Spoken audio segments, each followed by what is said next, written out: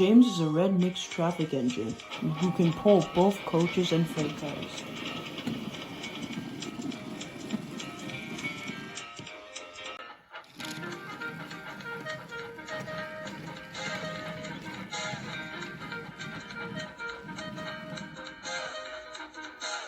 But James doesn't like pulling freight trains at all.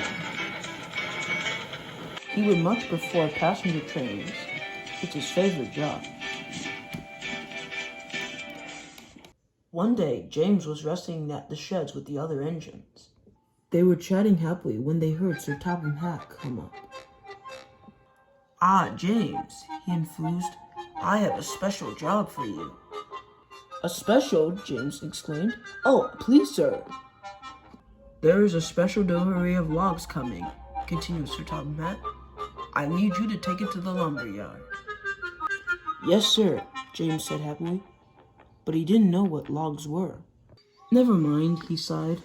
"I'll manage." When he arrived at the yards, his freight cars were already waiting. They were packed with heavy logs. "What cheeks!" spluttered James. "Those wooden things? It's disgraceful! They'll ruin my paintwork." His driver laughed and explained. "Logs are used for furniture because of their wood.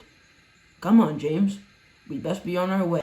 James huffed away to collect his cars. He gave the long cars a bump, spilling some logs everywhere. "Get on, you cars," he ordered, but his driver saw the situation. The workman soon loaded his cars, and it was on his way.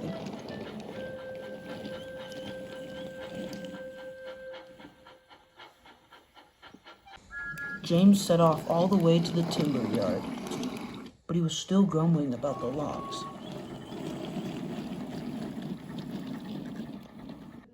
Soon James arrived at the lumber yard. Most of his logs were loaded onto a machine, and the machine turned them into all sorts of wood materials. The owners thanked James and his driver, and he puffed off. He had another load to carry off. On his way, James continued to think about logs.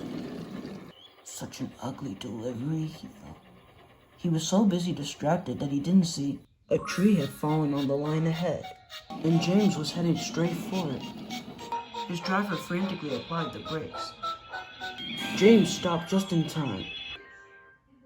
The station master came up. He explained what had happened. A bunch of naughty bunnies came up hopping upon the station. They hopped around our tree so much that it came loose, and now the birds will now have nowhere to live. I'll see if Edward could bring the crane. But James had a thought. "Wait, sir," he interrupted. "What if we use our logs to make the tree again?" "Good thinking," said his driver. The station master wasn't sure. "What about your delivery?" he asked. "No job is more important than helping out," James reminded him. The station master reluctantly agreed, and he hurried to the office to pick up the telephone. James waited for help. Soon the plan was arranged, and Terence the tractor came to help. "No fear, James," he called. "We'll have it out of there in no time." James's driver and the workmen all used logs to make the tree back again. With careful wires, they pulled it back up.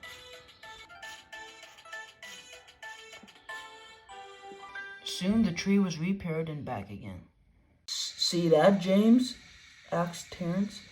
"You see how important logs can be?" "Oh, yes, thank you, Terence," said James. "I'll never complain about logs again." "Come on, James," said his driver. "You still have a delivery to make." With quick puffing, James puffed away with his heavy load.